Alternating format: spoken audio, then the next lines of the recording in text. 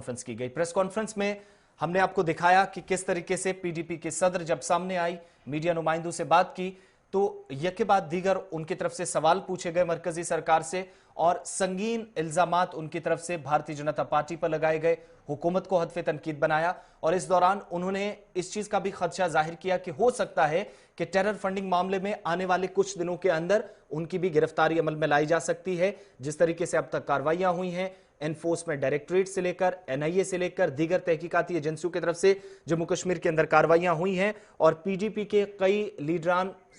साबिक वुजरा भी जो इनमें शामिल थे, जिनके नाम सामने आए थे और उनके खिलाफ कार्रवाइयां हुई थी, चाहे वो बदनवानी के मामलात हो, टेरर फंडिंग के मामलात हो, उनके साथ जोड़कर देखा जा रहा था। उस पर महबूबा मुफ्ती जिनने बरहमी का इजहार किया और इल्जाम यह भी आयद किया कि इस वक्त सियासी महाज पर जो कुछ होना चाहिए था या जिस तरीके से पॉलिटिकल वे में लड़ाई होनी चाहिए थी या बातचीत होनी चाहिए थी, मुज़ाकरात होने चाहिए थे, वो सब करने के बजाय सरकार इस वक्त तहकीकाती एजेंसियों का इस्तेमाल करके उनके खिलाफ एक नई किस्म की सियासत को हवा दे रही है, जो कल उन्होंने इल्जाम भी लगाया। दूसरी बड़ी बात कि उन्होंने अब तक जिस तरीके से सरकार की तरफ से कार्रवाइयां हुई हैं, जो तहकीकाती एजेंसियों की तरफ से खासकर कश्मीर वादी के अंदर, उन्होंने यहां तक भी जिक्र किया कि उनके लीडरान के साथ ज्यादा इस तरीके की कार्रवाइयां वहां पर जब हुई तो उन्हें हिरासा किया गया, उन्हें परेशान किया गया और झूठे इल्जामात लगाकर उन्हें फंसाया जा रहा था। इस प्रेस कॉन्फ्रेंस के जो सवाल उनकी तरफ से पूछे गए, इल्जाम लगाए गए, इस पर बीजेपी का भी जवाब लेंगे, लेकिन फिलहाल श्रीनगर लिए चलते हैं आपको। सैयद तजम्मुल हमारे साथ, हमारे सीनियर साथी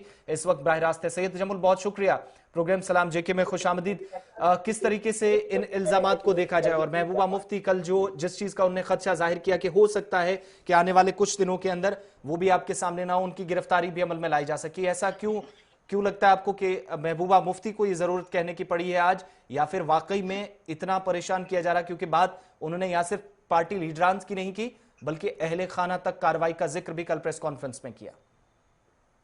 बहुत बहुत शुक्रिया Asif. Jammu Kashmir Peoples Democratic Party और जम्मू कश्मीर की पहली खातून वजीर आला महबूबा मुफ्ती की कल अपनी सरकारी रिहाइशगाह पर प्रेस कॉन्फ्रेंस के दौरान चंद अहम इंकशाफात मोहतरमा ने किए, जिसमें उन्होंने कहा कि उनके अफरादी खाना को तंग तलब किया जाता है, उनकी वालिदा के बैंक अकाउंट, उनकी सिस्टर जो कि डॉक्टर हैं, उनके बैंक अकाउंट तक को चेक किया जा रहा है। यहाँ तक कि उन्होंने कहा कि अगर उन्हें गिरफ्तार करने से मामला हल होते हैं वो तैयार हैं, लेकिन उनके साथ जो आपकी सियासी दुश्मनी है उसको सियासी नवियत से ही लड़ा जाना चाहिए। उन्होंने कहा कि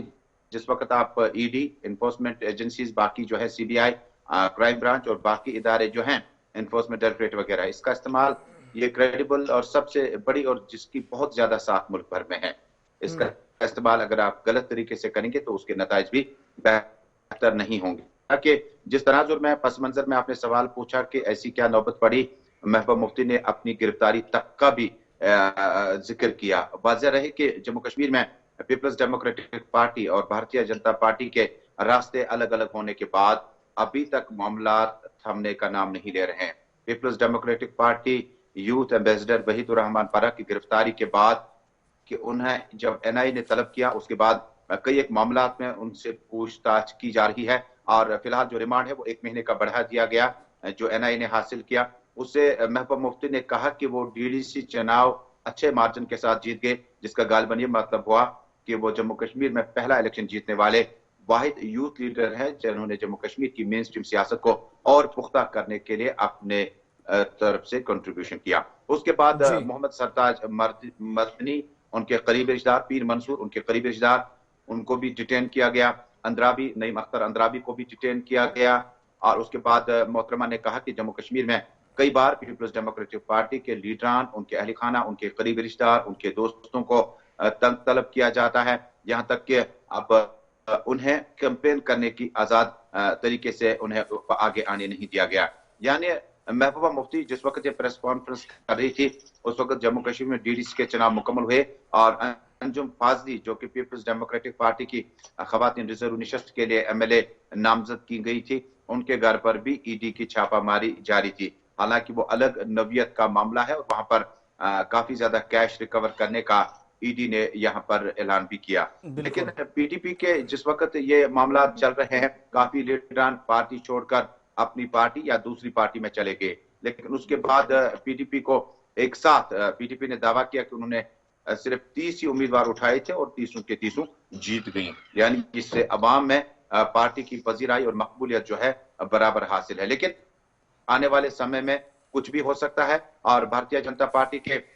जो तर्जमान है उनके मुताबिक जो क्रेडिबल एजेंसीज हैं, एनआईए है या उसके बाद ईडी है, वो तहकीकात करेंगे उन मामलों को लेकर जिन पर उनकी तलबी लाजमी है। इसका सियासत के साथ कोई दूर दूर तक का भी वास्ता नहीं है। फिलहाल नेशनल जी कॉन्फ्रेंस के लिए डॉक्टर अब्दुल्ला को भी बारहा तलब किया गया। उनकी प्रॉपर्टी तकरीबन 12 करोड़ के आसपास जेकेसीए के मुबैना इल्जाम के बाद उनको अटैच करने के जो ऑर्डर जारी किए गए थे, ये भी मामला चल रहे हैं। जम्मू कश्मीर में